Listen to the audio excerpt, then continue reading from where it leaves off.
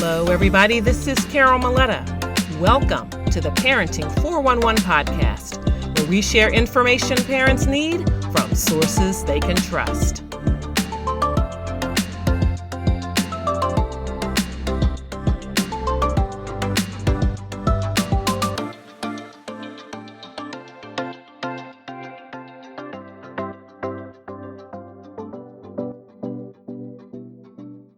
According to Pew Research Center, there are about 2.2 billion mothers around the world.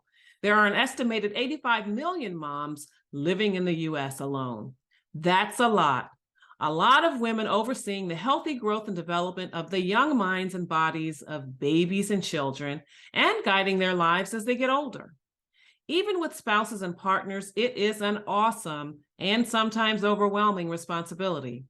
And it's not their only concern in life. Many of them have careers, businesses, or interests and life passions they are pursuing at the same time. We also have to consider the sandwich generation who are caring for elderly parents or other relatives. A 2021 study on motherhood conducted by Motherly found that 93% of mothers are feeling burned out, at least occasionally. Among the issues they cited as causes of their burnout were the challenges of creating a work and home life balance, and shouldering the lion's share of childcare and household duties in their homes. I can relate to all of this, but I'm just one mom. I wanted to hear from an expert who's working with many moms on these very issues.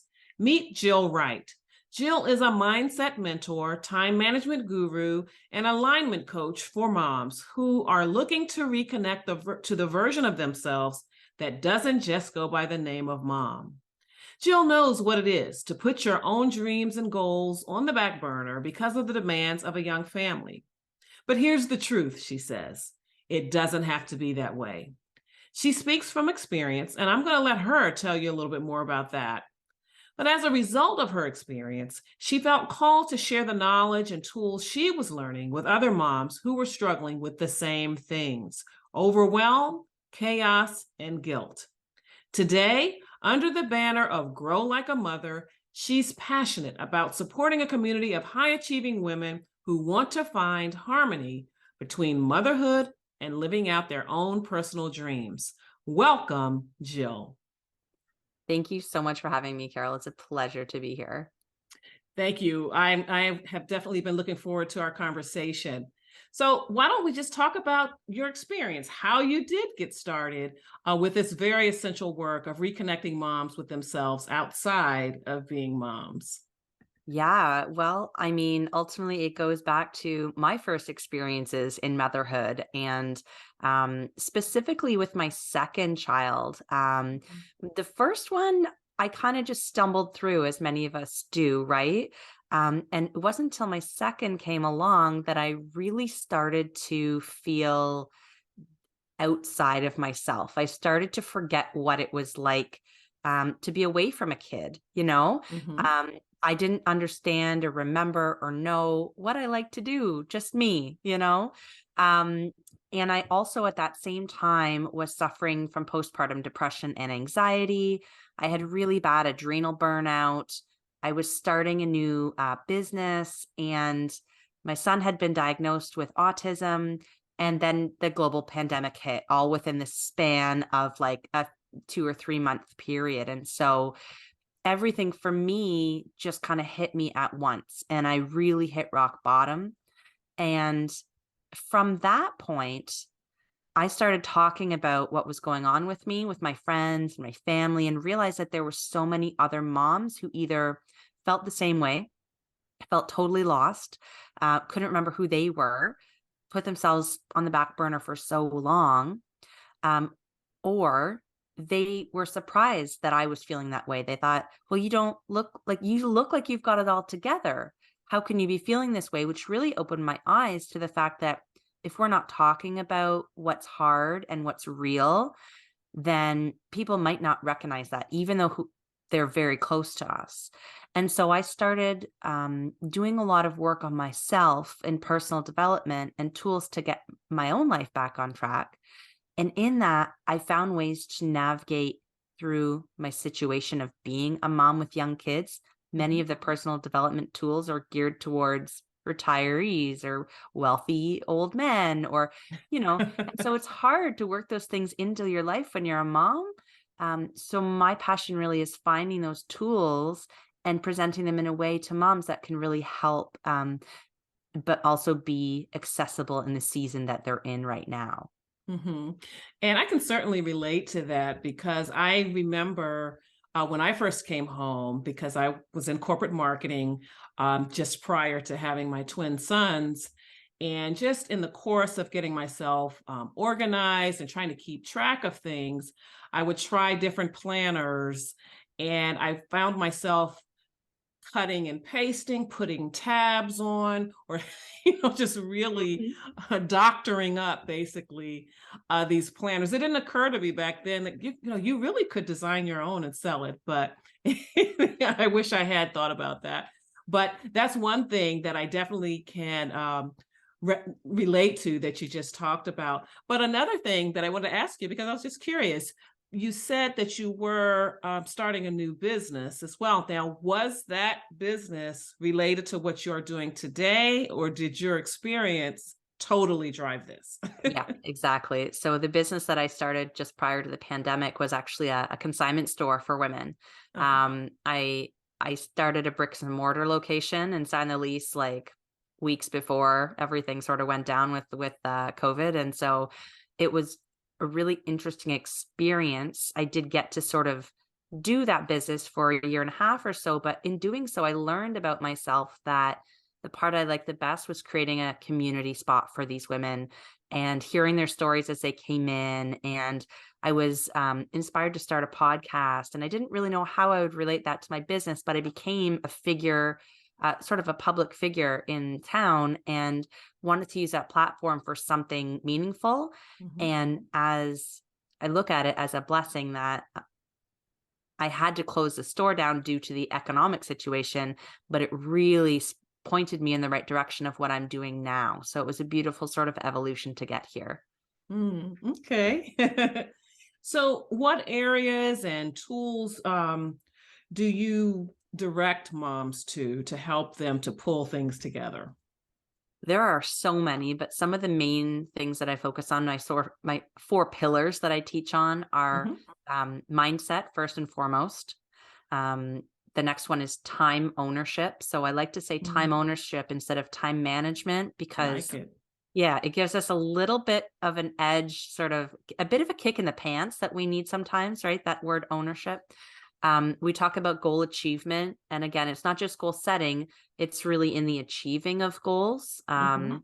And then intuition and trusting yourself is the fourth pillar. So those are the things that I mainly focus on. And within that, lots of tactical things like how to set boundaries, Mhm. right? Moms Mhm. struggle with that so much, especially when you've got someone pushing your buttons all the time. Our babies know which buttons to push, right? Mhm. And so helping them set boundaries, get clear on their values, and confidence to do that stuff like weekly planning and calendar management, right? That's huge. As you know, that's something that you mentioned was tough for you as you were first starting the motherhood journey. And I think we all struggle with that, right? Mhm. So setting boundaries is something that's so important for moms because we run into motherhood without any idea of how to do it.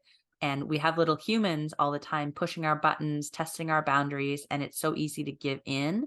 And that creates a lot of stress on both the parent and the child. And so, helping moms establish healthy boundaries for themselves that are based on their values is something that I really find helpful. Calendar management is something I teach on, that's a tactical weekly planning strategy so that not only are they able to better manage the week for the family, but also put themselves on the calendar. Mhm. You know, that's something that we forget to do. And that's so important in staying grounded throughout what I like to call the chaos of motherhood. Like that, it's just so beautifully enormous that we lose ourselves in it, right? Mhm. I love the idea of doing a news audit, or a news diet rather. Oh, So yes. stopping any consumption of, I mean, social media is hard to get anybody off of, but turning off the radio, turning off the TV, not picking up the newspaper just for a week to help them readjust just to their own inner workings and the workings of their family, tools like that. But my favorite one by far is a nighttime routine. I love getting moms. It's like a flip of a morning routine, which you hear a lot about in the personal development world. Mm-hmm. But it's not like, for me, my kids wake up at 4:30, 5 a.m. So I can't wake up earlier than that and spend an hour meditating and doing all the wonderful things. It's just Mm-hmm. not practical right now.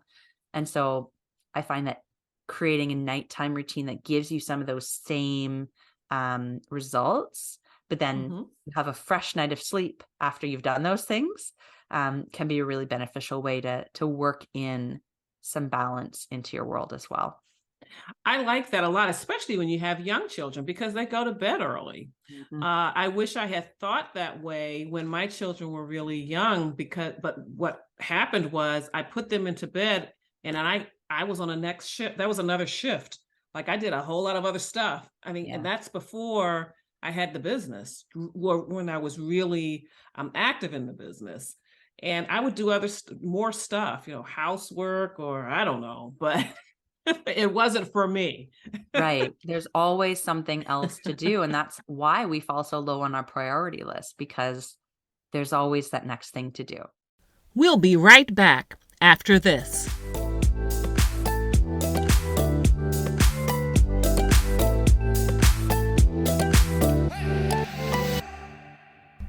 You love your kids. You do your very best for them. But sometimes it feels like it's just not enough.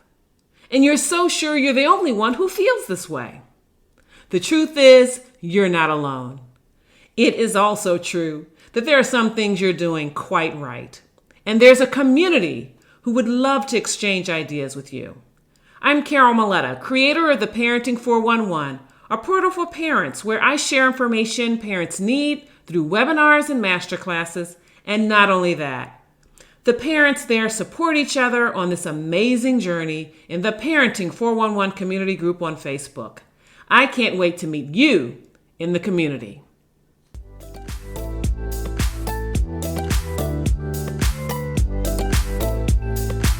And we're back with the Parenting 411. Right. And something else that you said that I really love is time ownership. I mean, have you tried to trademark that? That's powerful. I'm not even kidding. I It love that. it's a subtle shift in the way that we think about it, right? Because Mm-hmm. we all have the same 24 hours in a day, like, Yes.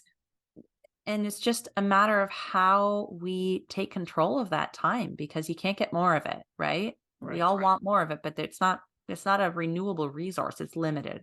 Mm-hmm. So we really have to own how we manage that for ourselves. Yes, I couldn't agree more. Now, speaking about home life, work life, and my life, I wonder because there's always this debate. Do you like uh, work-life balance, or do you like work-life harmony? Or I don't know. You may have your own term. You're pretty creative over there. How do you like to talk about it? I love this question, actually. To me, it doesn't make any difference at all. It's the Mm. idea behind it that's Okay. the sacred, important piece. Hmm. However, in saying that, I always like to remind people when we talk about balance that it's a verb. It's not a destination. Balance is something that you're constantly working at, and you're never going to get balance. It is something that you do, right? And so, I always like to give the analogy of, we have a stove top, right? And there's four burners, four elements. And imagine that you've got a pot on each element, and like one is boiling over like crazy, one is simmering, and two kind of need a little attention here or there. You're always going to have a priority, but it's never going to be balanced. They're never going to be at the same boiling point, right? Hmm. So it's just managing the things that are on your plate in a constant act of balance rather than trying to achieve something. Hmm. Yeah. Hmm. Yeah, I just wanted to get your take on that because we hear that a lot. I kind of like harmony, um, but for me, the way I think about it, and actually, it sounds kind of pretty similar to the way you talk about it, because I know you can't achieve balance, or perfect balance, but just that there are these areas of your life, you have these different responsibilities, and they're just different facets of your identity, and that it's constant uh this constant activity among all of them, and you're just kind of making it work. You're downplaying, just like a symphony. There's some moments where some instruments are playing softly, or they're not playing right then because there's this other priority, but it's your life.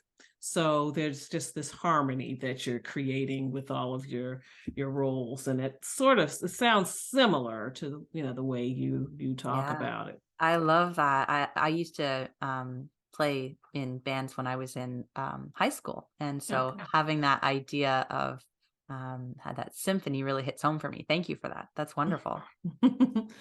Sure. So now, what advice do you have for working women in particular, women who work outside of the home? Because, all moms are working moms in a sense. But those moms who are working outside of the home and they have mom guilt that they're Mm, dealing with. What do you say about that? yeah. The first thing always is to stop comparing, because that's the crux of it all, isn't it? Is we're looking at what other moms are doing. We're comparing to what our moms think we should be doing, or our mother-in-laws, or our neighbors, or how our sister's doing it, or worst of all, what we see on TV or online, right? Hmm. Hmm. So the first thing is to just to really do your best to just put a hard stop to all comparison, because a lot of guilt comes from that. The shoulds, right? I should be Hmm. doing that. I should be doing this. I should look like this. I should have my stuff together, right? Hmm. Um, the next thing also is, once you've shut that comparison off, is really going inwards and trusting your intuition. Because if you can get to a place where you know that you actually have all the answers within you, and you know what is the truth, and you can trust that voice and start to practice listening, you're going to know without a doubt that you're doing just fine and you're doing the right thing. So there won't be guilt, because you know the decisions that you're making are based on what's in your best and highest good. One way to get there, I mean, there's so many. I can talk about intuition for forever and ever, but Hmm. um, a tactical tool, if people aren't there yet, would be like a hell yes, hell no situation. Okay.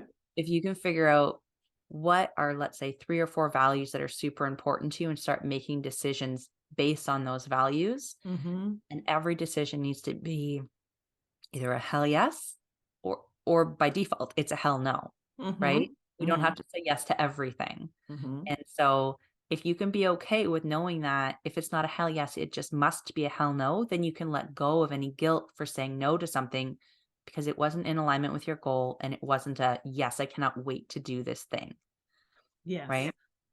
Hmm. And that's really why it's so important to do goal setting, because you won't recognize the hell yes and the hell no when things come at you. You're gonna go, well, okay, that sounds okay, or whatever. But when you don't have that clarity, and I love where you talked about comparison and how that can really wreak havoc with your emotions and your mental well-being, especially when you're a new mom. Because I remember that early on, and I talk about this in my book, Mother's Work. And it's a book that I did write so that I share the journey that I took to figuring out my path. And it wasn't so much that mothers that would read it would choose that identical path, but it would give them courage to be able to shut out the noise, because I am with you. I got all kinds of advice about what to do with my children. And I like to say that the best advice came from people who didn't even have children. And so it was really, for a little while there, uh, I really had to hear a lot of stuff. By the time they were a year old, or probably a good bit before that, I was starting to shut that stuff out. But it was really a lot, and that's the thing, because you have to tune in to the children you have.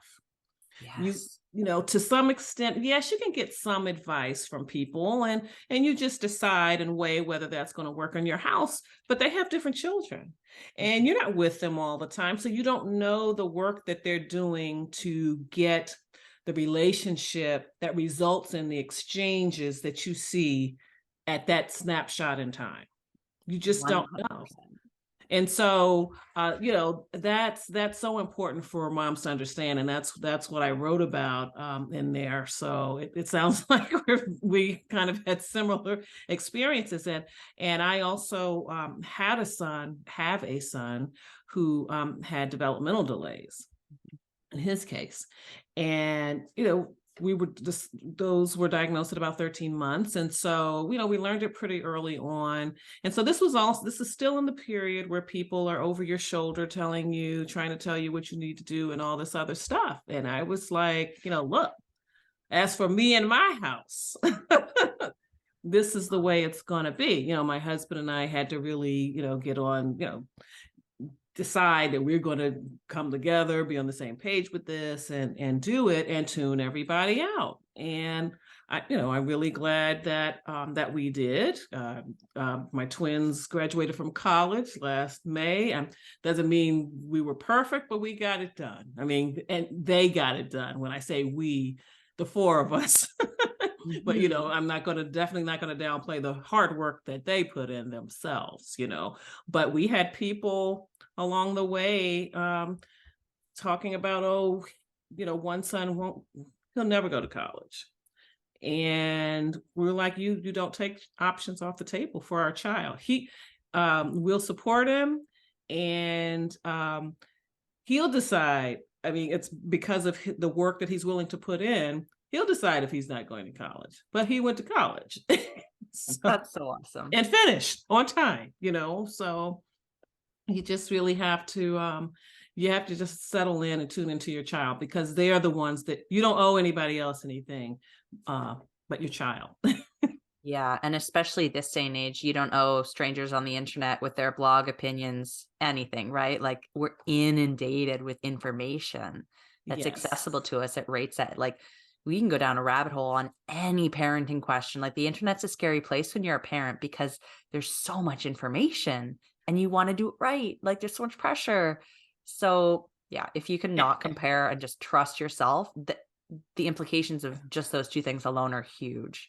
And I have to say, I'm glad that the internet wasn't what it is today, 23 years ago. So I didn't have as much, but on balance too, there are resources you can get from there too. So I'm not going to totally knock it, but between social media and that, it's really challenging. We'll be right back after this.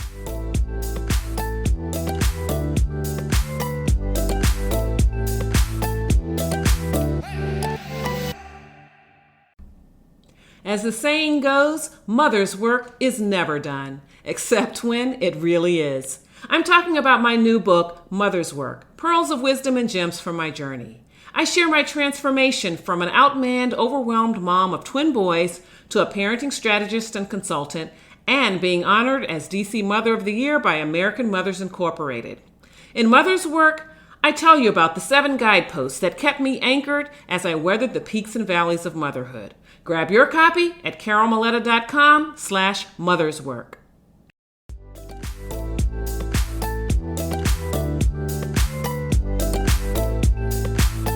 And we're back with the Parenting 411. Now, we know that there are seasons in your parenting journey in terms of how independent your children are, what they're capable of, and all of that. So, what tips can you offer moms for planting seeds for their next act? Because there are things they may have their eyes on for doing, whether it's professional, it may even be something recreational or in some other area of their lives that they'd like to pursue. But when they have a 1-year-old, they don't quite have that flexibility. But what tips do you have for helping moms to plant those seeds so that later they'll be able to pursue those interests full on? Yeah, I'm so glad you asked this question because it's something I come across so often. Like, Jill, I love what you're talking about, but I don't have time. Like, I'm not in a season where I can do these things. So I'll just wait. I'll just wait to do this until it's the right time. And it's so important to start now with whatever time, energy, or resource you can muster, and it will grow. And that analogy of planting the seed is so perfect because that's exactly what it is. So I always tell people to start with one habit at a time, one new habit. And it Mhm, doesn't have to be a big one. You just need to improve or head towards the direction that you want to go by 1% every day, mhm, right? mhm, Until it becomes part of your norm. And then it doesn't feel like um, something you have to do. It just feels like part of the normal. And then you can add something else, right? Um, and then the other thing that's really helpful, if you have a health goal, let's say, or if you want to write a book, or mhm, if you want to go back to school, instead of just jumping right into that thing and going full force, which you don't have time to do, if you mhm, can surround yourself with books or podcasts or online communities, YouTube videos, right? People who are doing the thing that you want to do, just making new connections and sort of creating a new circle of people in that area. Maybe you mhm, want to, excuse me, maybe you want to run a marathon but you don't have time to train. Well, maybe it's finding a walking partner and you bring your stroller with you, mhm, and working it in, but just starting small mhm, and heading in the right direction. mhm.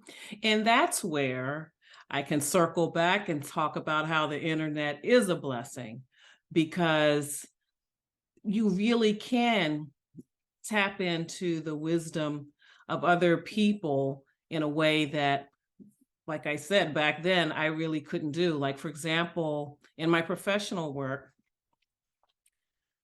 I could always, I loved writing and I just didn't know what to do with that. Like, once I decided to stay home,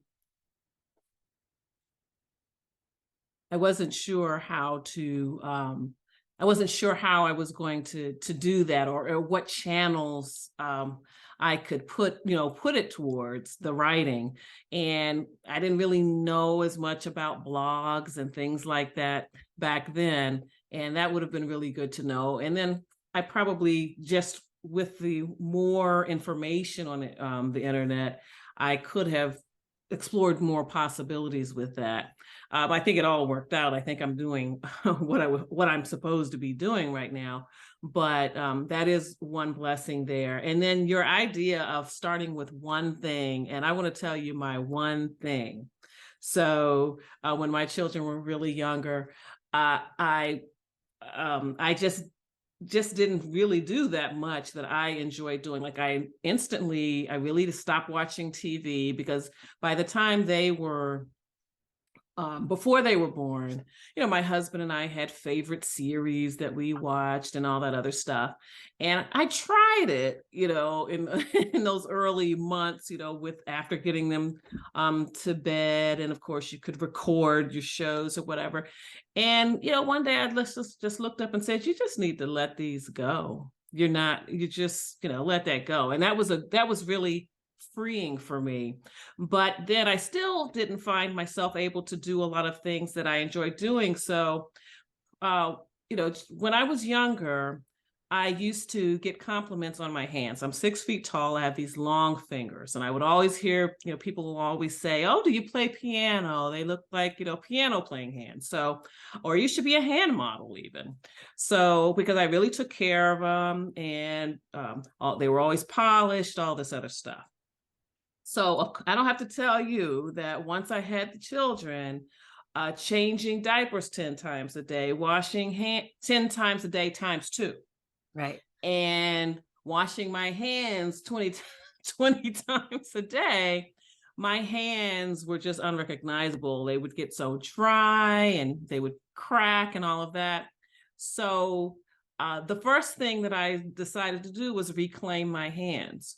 So I started doing my own manicures, and I would make a big production out of it. I'd be in the bathroom with music, door closed, and it was just, I did the whole thing, and that was kind of my first act. And then, as you said, I just kind of looked at another. What else do I want to do, or what Mhm. else do I want to make time for? And so, that came up. That came up a lot in classes that I would teach, where people would say, "Well, I used to be in a book club, and I used to do this, and I used to do that," and like, well, you might not be able to might not be able to go to the book club or whatever, but you could still read.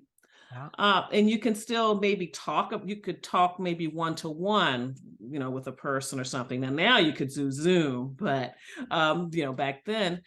So you might not do it the same way, but you can pursue your interests in a small way and just expand as you go. And I also find that some moms can't remember what they like to do, right? Yep. That's a big problem too. So I always say, like, keep a list of things that bring you joy. And whenever you have Mhm. a few minutes, just refer back to that.